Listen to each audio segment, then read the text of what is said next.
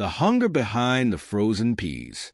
In the small, weather-beaten town of Arkham, where fog rolled languidly off the nearby sea and shadows drifted with purpose through the streets, John endeavored to carve his niche within the pantheon of horror.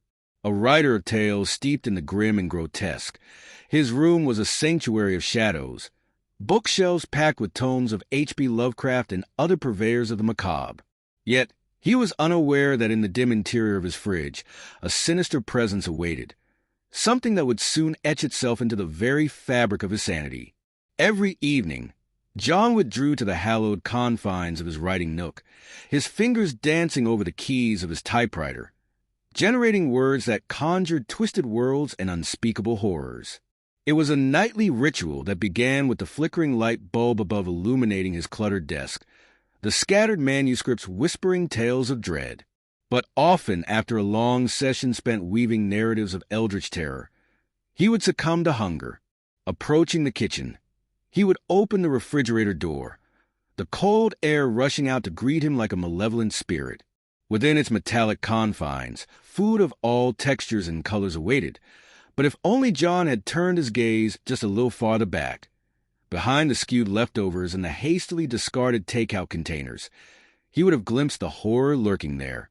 A dark corner of the fridge bore a scarred and unidentifiable mass, its silhouette pulsating slightly with an unwholesome life, an organism pulsating with alien malevolence.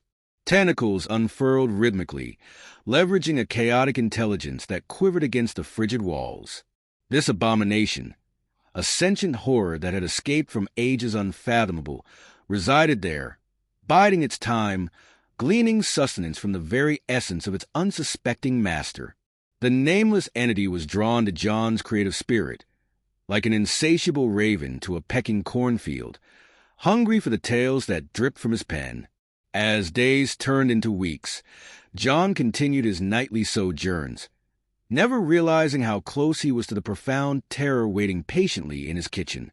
Inspired by Lovecraft's gruesome narratives, he often wrote of creatures that slipped between dimensions, of beings whose malice transcended the bounds of reality. How deliciously ironic, he thought, that he could evince such fear while living in blissful ignorance of his very own monster, a creature quietly gathering the shadows from his saner thoughts to feed its own insatiable hunger. On one fateful night, as the storm outside lashed against the windows, John found himself wrestling with a beat of inspiration, arching through the strands of imagination. At last, he finished a story that sang to life the horror he loved. Triumphantly, he rose and ambled into the kitchen, unwavering in his intent to satiate the gnawing hunger in his gut. As the refrigerator door creaked open, the familiar rush of cold air poured forth, obscuring the view of the black mass at the back, a mass unaware that it had been unwittingly ignored. But the storm that raged outside intertwined with the veins of the otherworldly being, awakening dormant instincts of predation. A slight rustle emanated from the shadows of the fridge, but John, lost in the fog of culinary contemplation, felt nothing untoward.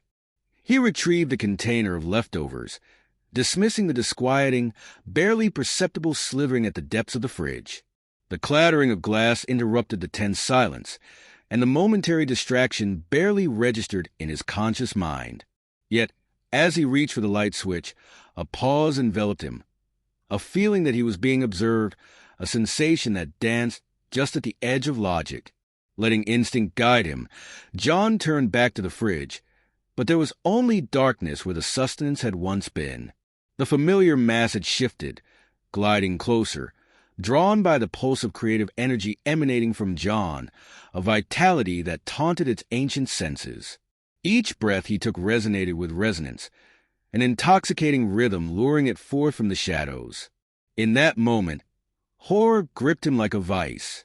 Tendrils slipped into view, glistening in the faint glow of the kitchen light, tantalizing him with their grotesque elegance. With a heart-stricken scream, John stumbled back, his mind reeling as he faced the abomination. The dark took on shape, a monstrous visage ensconced in coils and the stench of decay hovering thickly like a fog of despair. The creature, a grotesque parody of life, writhed with delight, feeding on the very dread it wrought. In that chilling moment, John understood the bitter truth. The tales of terror he had spun so carefully had not been tales at all, but mere manifestations of the shadow lurking deep within his home. And here it stood, gifted with the ability to animate his fears, his creative essence now ripe for the taking.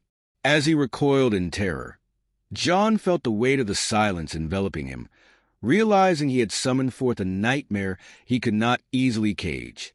The allure of creation had unshackled an abomination, one that was now fully aware of him and craved more than just his stories.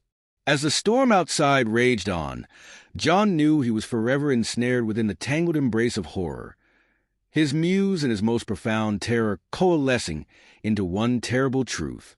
The beast behind last night's Chinese takeaway had awakened, and it would not be sated.